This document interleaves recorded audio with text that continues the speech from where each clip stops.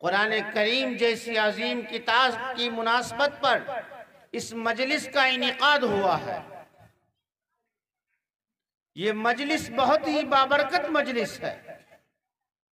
कुरान, इस किताब के बारे में क्या कहा जाए और कितना कहा जाए, इसकी अजमत, इसकी बड़ाई, इसके एक एक हर्फ के पढ़ने पर जो सवाब है, इसका छूना भी सवाब, इसका देखना भी सवाब, इसके छूने और देखने वालों को की तरफ मोहब्बत की निगाह डालना भी सवाब। कुरान करीम जिस जगह पढ़ा जाए उस जगह को बनाना भी सवाब, उसको संवारना भी सवाब, उसकी हिफाजत करना भी सवाब, उसमें ताउन देना भी सवाब, कुरान करीम पढ़ने के लिए माहौल पैदा करना भी सवाब। कुरान करीम के लिए जिस तरह की मेहनतें की जाए, जिस तरह की कोशिशें की जाए, तमाम मेहनतें और तमाम कोशिशें जो लोग करते हैं, वो मर्द हो या औरत, वो सब मुबारकबादी के मुस्तहिक हैं और सब अल्लाह के यहाँ बेइंतहा अजर अजीम के मुस्तहिक हैं। आप खुशनसीब हैं मुसलमानों कि अल्लाह तबारक व तआला ने आपके बस्ती में वो मौका दिया कि आप अपनी बस्ती में अपने बच्चा और बच्ची को हाफिज कुरान बना रहे हैं। आप इसको मामूली ना समझिए। दुनिया में कोई मिनिस्टर आ जाए, कोई एमपी आ जाए, सीएम और पीएम आ जाए, बड़े से बड़ा आदमी उसके सामने आता है, फोटो खिंचवाता है,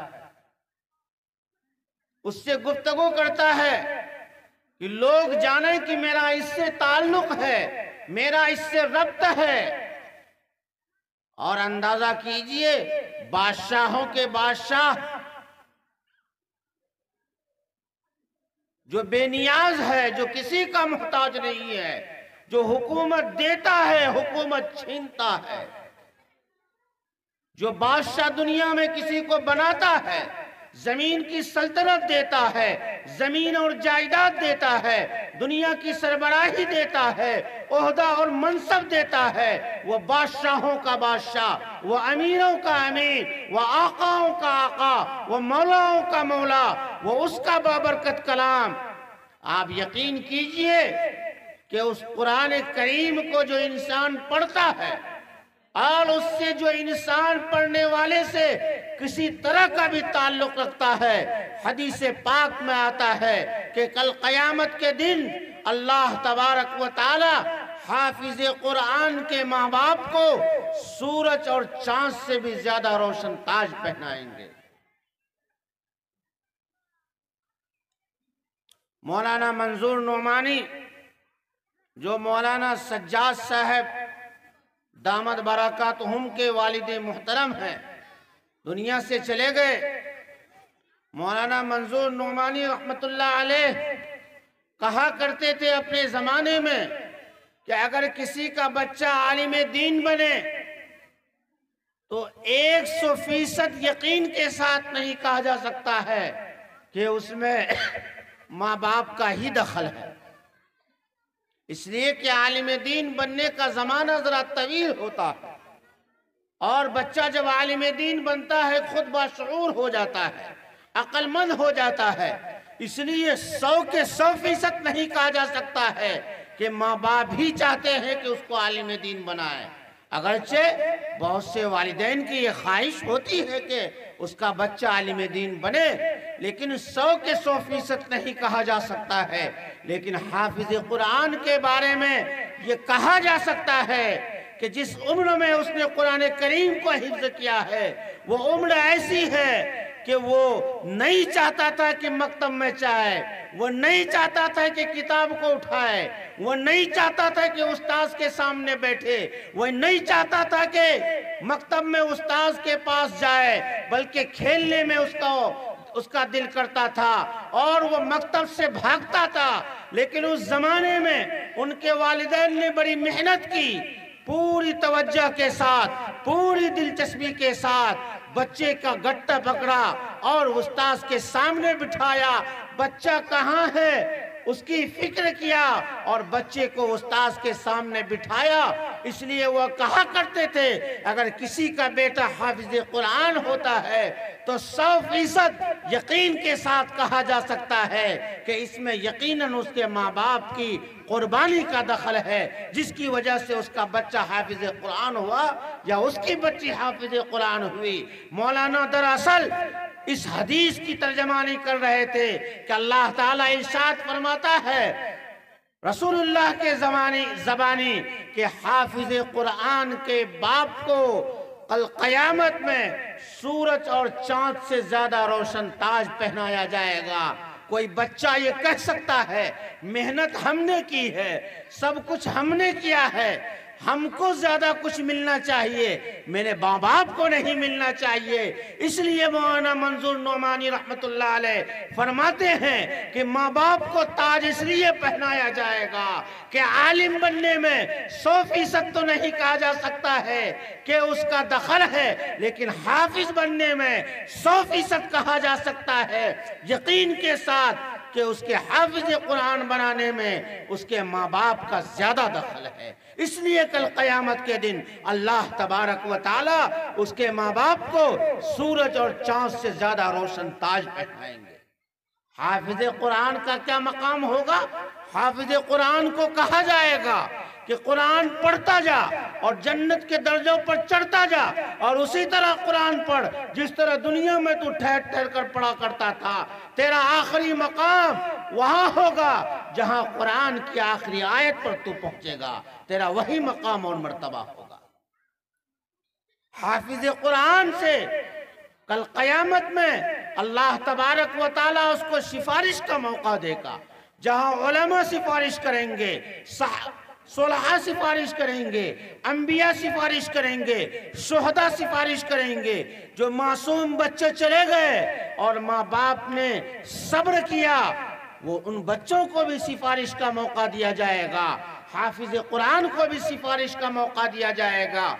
ऐसे 10 आदमी जिसके लिए जहन्नम में जाने का फैसला हो चुका होगा, हाफिज कुरान से कहा जाएगा कि तू इनके बारे में सिफारिश कर, तू जिनके बारे में सिफारिश करेगा आज मैं उसको जहन्नम से निकाल कर जन्नत में दाखिल करूंगा। ये मामूली मामला नहीं, हाँ एक खतरे की बात है जिसको बाज मुहद्दिसीन ने लिखा है। दुनिया में जो आदमी हाफिज कुरान से नफरत करेगा, किसी ने अपने बच्चे को हिफ्ज के लिए डाला, उसका कोई रिश्तेदार कुरान की इस तालीम को कमतर निगाह से देखता है, उसको हेज समझता है, उसको कहता है कि आजकल इसकी तालीम देने से क्या कमाएगा तेरा बेटा, फला स्कूल में पढ़ाता तो इसकी लाइफ बन जाती, इसकी जिंदगी बन जाती।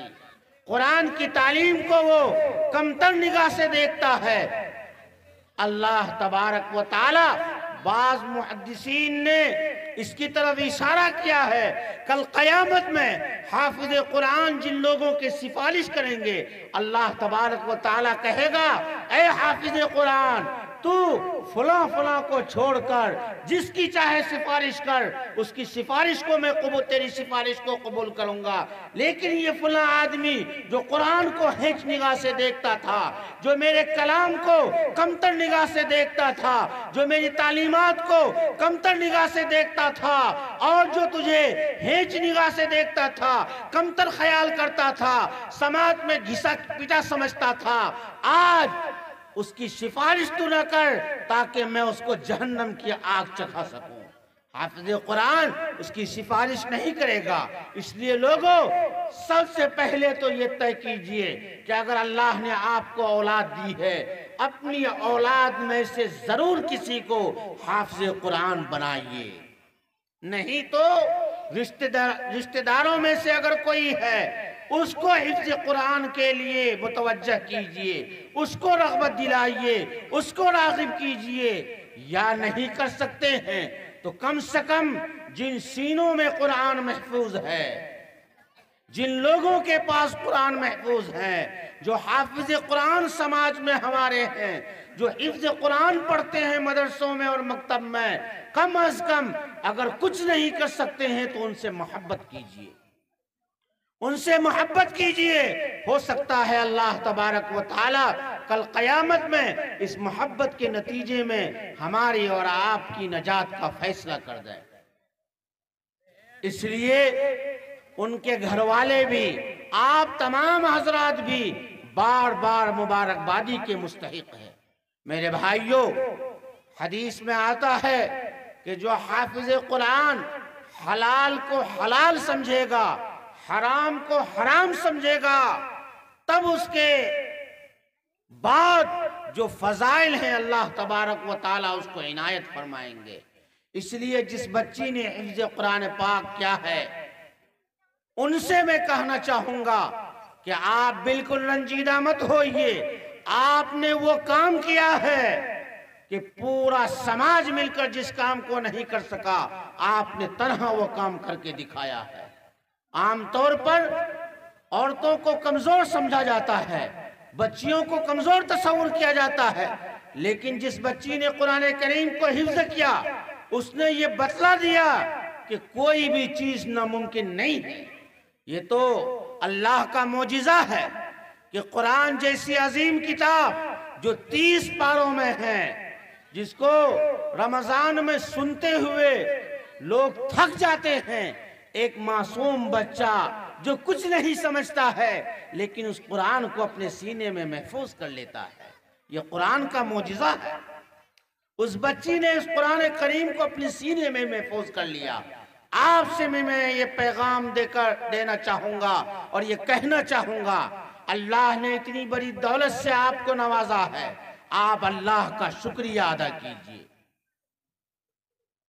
और पूरी जिंदगी के लिए तय कर लीजिए कि कुरान के अल्फाज हैं, एक कुरान के मानी है, और अल्फाज और मानी के साथ साथ एक अहम चीज है कुरान के अहकाम पर अपनी जिंदगी को ढालना।